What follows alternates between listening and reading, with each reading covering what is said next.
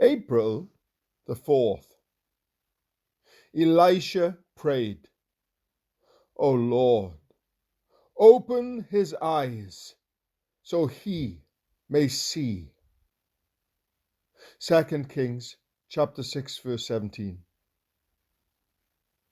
This is the prayer we need to pray for ourselves and one another. Lord, open our eyes so we may see. We are surrounded, just as the prophet Elisha was, by God's horses and chariots of fire. 2 Kings chapter 6 verse 17. Waiting to transport us to places of glorious victory. Once our eyes are opened by God, we will see all the events of our lives, whether great or small, joyful or sad, as a chariot for our souls. Everything that comes to us becomes a chariot the moment we treat it as such.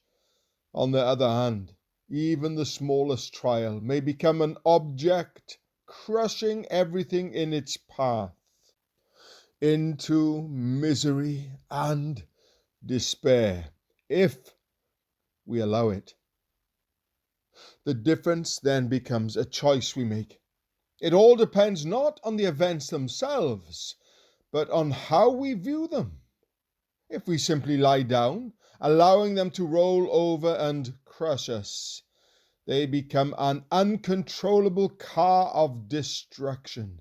Yet, if we climb into them, as riding in a car of victory, they become the chariots of God to triumphantly take us onward and upward.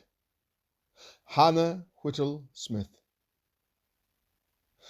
There is not much the Lord can do with a crushed soul.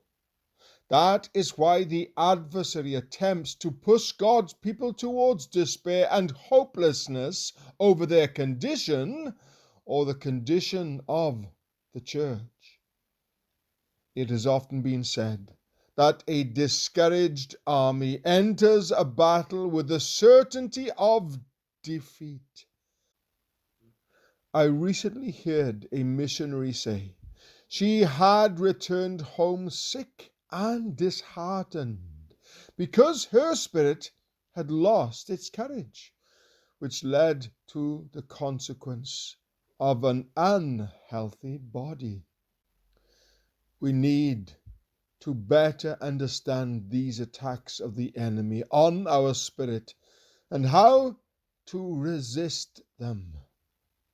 If he can dislodge us from our proper position, he then seeks to wear out the saints of the Most High, Daniel chapter 7, verse 25, through a prolonged siege, until we finally, out of sheer weakness, surrender all hope of victory.